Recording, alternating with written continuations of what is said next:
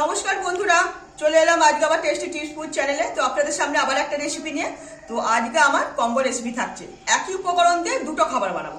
একটা হচ্ছে কিনা যে পাউরুটি দিয়ে ভেজ বল বানাবো, আর একটা হচ্ছে কিনা যে ভেজিটেবিল চপ বানাবো।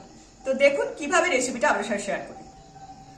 তো এই উপকরণে কি কি নিয়েছি সেটা দেখিয়ে দিই। প্রথমে এখানে বাদাম ভাজা রয়েছে, ভাজা চীনা বাদাম রয়েছে।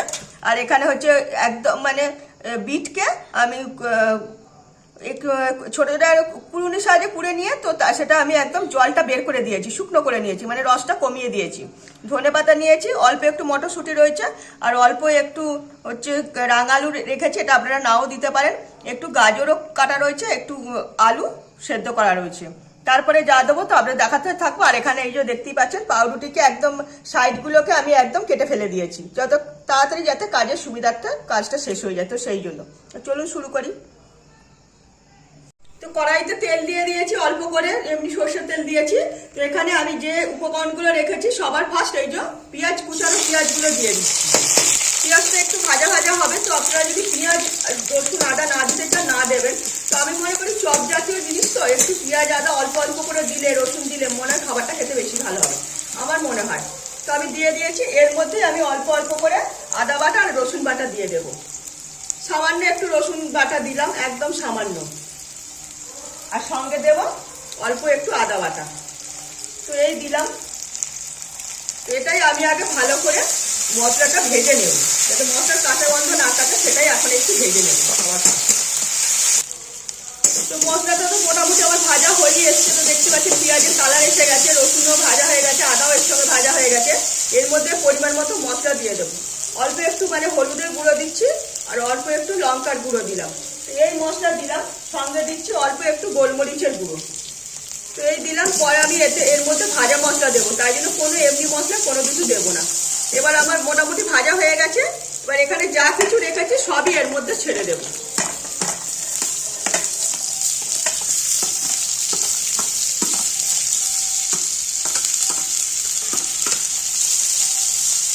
এইটা আমি এবার ভালো মতো এর সঙ্গে পুরো একদম ভাজা ভাজা করে নেবো।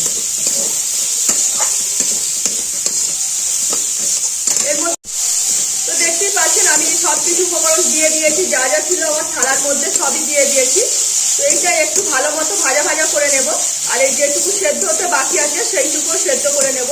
আর এই যে আলুগুলো যে ছোট ছোট করে পিস করে রেখেছি, গাজর ছোট ছোট করে পিস করা রয়েছে, একটু ব্রেক করাও রয়েছে। তো সেইটাও একটু খন্তির সাহায্যে একটু চেপে চেপে দেবো, যাতে একটু এর সঙ্গে একটু মিশে মিশে যায়। তো দিয়ে দিয়েছি। এর মধ্যে আমি এবার অল্প করে মশলা দিয়ে দেবো। এর মধ্যে আমি অল্প করে ভাজা মশলা দিয়ে দিলাম। ভাজা মশলার মধ্যে রয়েছে জিরে, ধনে, শুকনো লঙ্কা, গোলমরিচ। এই ভাজা মশলা দিয়েছি। আর সঙ্গে দেব, এখন না, একটু পরে একটু ভাজা ভাজা হয়ে যাক, তখন অল্প একটু আমি টেস্টে একটু অন্যরকম আনার জন্য অল্প একটু আমি আমচুর পাউডার দেবো, যাতে হালকা একটু টকটক গন্ধ স্মেলটা আসে, আর খেতেও একটু মুখে লাগবে। তো সেই বুঝেই তৈরি করে নেব। তো দেখতে পাচ্ছেন আমার সবজিটা পুরো ভাজা ভাজা হয়ে গেছে, পুরো একদম খন্তির সাহায্যে একটু কেটে কেটে দিয়েছি, যাতে আর কি কাদা কাদা ভাব তৈরি হয়ে গেছে। এবার একটু টেস্টটা একটু অন্যরকম আনার জন্য অল্প একটু সামান্য আমি আমচুর পাউডার দিলাম। তো এটা আপনারা না দিলেও না দিতে পারেন। আর এখানে এই যে ভাজা চীনা বাদামটা রয়েছে, এটাও দিয়ে দিলাম। আর একটু ব্যালেন্স মতো অল্প একটু চিনি দেব, কারণ যেহেতু এটা হচ্ছে কিনা যে ভেজিটেবিল হবে, তো তার জন্য একটু চিনি দিয়ে দিলাম। তাহলে একটু হালকা মিষ্টি মিষ্টি মুখে লাগবে, ঝাল মিষ্টি সবকিছু মেশানো, তাহলে খাবারটা খেতে বেশি ভালো লাগবে। তো আমার খাবারটা পুরো রেডি হয়ে গেছে, সবকিছু মিশ্রণটা পুরো রেডি। এটাই আমি এবার কড়াই থেকে নামিয়ে নেব। তো দেখতেই পাচ্ছেন আমি থালায় পুরো ঢেলে দিয়েছি। তো এটা ঠান্ডা হতে দিয়েছি, একটু ঠান্ডা হয়ে যাক, তারপরে আমি এটাকে তৈরি করব। তার আগে আমি পাউরুটিগুলোকে ঠিকঠাক তৈরি করে নেব। পাউরুটিগুলো তো আমি সাইডগুলো কেটে ফেলে দিয়েছি। তো এখানে আমি জল নিয়েছি, তো এই জলের মধ্যে একবার ডুবিয়ে দিলাম।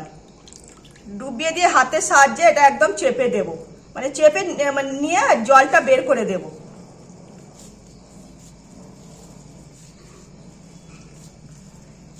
তো দেখতে পাচ্ছেন এইভাবে আমি সব কটা পাউরুটিকেই একদম জল নিগড়ে রেখে দেব সাইডে। তো পাউরুটিগুলো তো জলের মধ্যে একটু করে জল লাগিয়ে দেখতেই পাচ্ছেন একদম নরম করে হাত দিয়ে চেপে জল বের করে রেখে দিয়েছি রেডি করে। তো এবার আমি একটা করে সবকিছু উপকরণ দিয়ে একটা করে এইভাবে বল তৈরি করে নেব। আগে আমার 6 পিস যে পাউরুটি আছে তার বলগুলো তৈরি করে নিই, তারপরে যেটুকু থাকবে তারপরে সেটাই ভেজিটেবিল চপ বানিয়ে নেব। দেখতেই পাচ্ছেন আমার 6 পিস হচ্ছে কিনা যে তৈরি হয়ে গেছে। 6 পিস পাউরুটির জন্য বল বানিয়ে নিয়েছি। এবার বাদ বাকিটা আমি ভেজিটেবিল চপের আকারে একটু লম্বা করে রেখে দেবো। যে কোনো শেপ দেওয়া যেতে পারে, লম্বা শেপও দেওয়া যেতে পারে, ওরকম গোল গোল ভেজ বলও বানিয়ে নেওয়া যেতে পারে, তাতে কোনো অসুবিধা হবে না।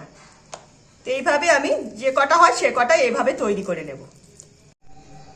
তো দেখতে পাচ্ছেন আমি সব কটা বল তৈরি করে নিয়েছি। কয়েকটা ভেজিটেবিল চপ বানিয়েছি আর কয়েকটা বল বানিয়েছি। তো আগে আমি ফার্স্ট এই যে ভেজিটেবিল যে বলটা বানাবো তো সেইটা তৈরি করে নেব। এই যে এখানে পাউরুটি যে নিয়েছিলাম আগে থেকেই তো জল দিয়ে করে রেখেছিলাম, জল নিকড়ে নিয়ে তো একদম করে রেখে দিয়েছি। তো এর মধ্যে আমি এই যে একটা করে বল দিয়ে দেব, একটা করে বল দেবো। আর এখানে এই যে আমি যে পেস্টটা দিচ্ছি এটা হচ্ছে কিনা যে কর্নফ্লাওয়ারকে আমি একটু জল দিয়ে একটু করে রেখেছি, একটু গুলে নিয়ে একদম ফুটিয়ে রেখেছি। তো এরকম তারা গাঢ় একটা তৈরি হয়ে গেছে। তো এইটা আঠার কাজ করে দেবে, তো সেই বুঝেই এবার এইটাই আমি এবার মুড়ে দেবো। এইভাবে পুরো বলের মতন তৈরি করে দেব।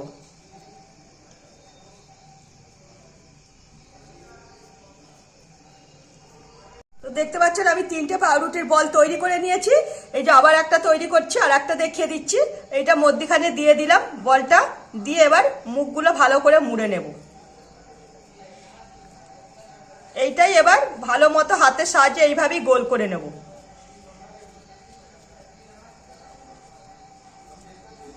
আর এখানে যে মুখটা যে মুড়েছি, এখানে এই যে এখানে যে কর্নফ্লাওয়ারের যে এটা পেস্টটা তৈরি করে রেখেছি সেইটা মুখের মধ্যে দিয়ে দেব। এটা আঠার কাজ করে দেবে, তো সেটা আর বেরিয়ে আসবে না, গরমে পড়লেও মানে বলটা আর বেরিয়ে আসবে না। তো এই বুঝেই তৈরি করে নিচ্ছি। আর একটা পাউরুটি দিয়ে বল একদম তৈরি হয়ে গেল। তো এইভাবে সবকটা বল কি আমি তৈরি করে নেব। দেখতেই পাচ্ছেন সবকটা পাউরুটির বল তৈরি হয়ে গেছে। এবার এই ভেজিটেবিলগুলো করে নেব। এখানে এই যে এটা রেখেছি, যে মিশ্রণটা তৈরি করে রেখেছিলাম যে সেইটাই আমি এর মধ্যে একটু দিয়ে দিয়েছি। আর এখানে এই যে বিস্কুটের গুঁড়ো আছে, তো বিস্কুটের গুঁড়োতেই আমি একটু লাগিয়ে নেব। তো দেখতে পাচ্ছেন এখানে ওই যে এর বলগুলো, পাউরুটির বলগুলো, এগুলো একবার বিস্কুটের গুঁড়োতে একবার মাখিয়ে নিচ্ছি, তাহলে খাবারটা বেশ শুকনো শুকনো হয়ে যাবে। তো এইভাবে মাখিয়ে মাখিয়ে বলগুলোকে রেখে দেবো। একটু নেড়ে দিলাম যাতে বিস্কুটের গুঁড়োটা পাউরুটির বলের মধ্যে একটু লেগে যেতে পারে, তাহলে বেশ মুচমুচে খাবারটা তৈরি হবে। তো এইভাবেই মাখিয়ে নিয়ে রেখে দেবো। তো সব কটা পাউরুটির বল আর হচ্ছে কিনা যেটুকু বেঁচেছিল সেটুকুও তৈরি করে নিয়েছি। এবার এখানে কড়াইতে তেলও দিয়ে দিয়েছি, তেল গরম হয়ে গেছে। এবার এর মধ্যে এক এক করে আমি এই যে পাউরুটির বলগুলো ছেড়ে দেবো।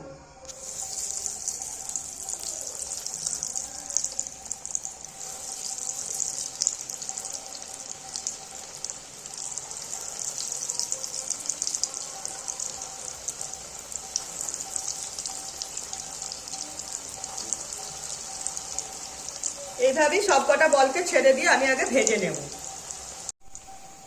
তো দেখতে পাচ্ছেন আমার পাউরুটির বলগুলো কি সুন্দর ভালো মতো লাল লাল করে ভেজে নিচ্ছি। তো আমার প্রায় ভাজাই হচ্ছে, যেহেতু পাউরুটি তো বেশি ভাজলে হবে না, তাহলে পরে পুড়ে যাবে খাবারটা। তো আমি এই পর্যায়েতে এবার তুলে নেব। তো একটাও কিন্তু ভেঙে যায়নি পাউরুটির বলগুলো। তো এবার আমার ভাজা হয়ে গেছে, তুলে নেব। আর যেটুকু মানে ভাজতে বাকি আছে সেইটুকু ভেজিটেবিল চপ থেকে শুরু করে আর যেটুকু বল আছে সেইটাও ভেজে নেবো এইভাবেই। তো দেখছেন আর যেটুকু আমার ছিল তো সেইটুকু আমার ভাজা হয়ে গেছে, সেইটুকু মানে পাউরুটি ভেজ বল আর হচ্ছে আর যতটুকু বাকি ছিল ততটুকু আমি বানিয়ে নিয়েছি। তো সেইটাও আমি তুলে নিলাম। আমার পুরো খাবারটা পুরো ভাজা একদম কমপ্লিট। তো দেখলেন কত সিম্পল পদ্ধতিতে আজ আমি পাউরুটির দিয়ে ভেজ বল আর যতটুকু মানে বাকি ছিল মাখা আলু থেকে শুরু করে ভেজটা, তো সেইটা দিয়ে এই ভেজিটেবিল চপ বানিয়ে দিলাম। তো কোনোটাই নষ্ট হলো না, সব দু রকম হয়ে গেল। একটা মাখাতেই মানে আলু মাখাতেই তো দু রকমই খাবার বানিয়ে ফেললাম। তো পাউরুটির ভেজ বলটা সম্পূর্ণ একদম শক্ত হয়েছে, দেখতেই পাচ্ছেন কতটা শক্ত, একদম মুচমুচে খাবার। তো এইভাবে বানালে তো আশা করি মানে খুব চটজলদি হয়ে যাবে আর খাবারটা খেতেও ভালো লাগবে, একদম ক্রিস্পি আর ঝাল ঝাল। তো ভেজিটেবিল চপ তো সব কিছু মেশানোই রয়েছে। তো আপনারা যেমন ভাবে পারবেন তেমন ভাবে করে নেবেন। তো আমি যেমন ভেজিটেবিলের চপে যেভাবে পুর করে তো সেইভাবে করে যেমন করে সেইভাবে করি আমি করলাম। তো রেসিপিটা একবার অবশ্যই বাড়িতে ট্রাই করে দেখবেন। তো খুব চটজলদির মধ্যে পাউরুটির ভেজ বলে আশা করি করতে কোনো কথা হবে না।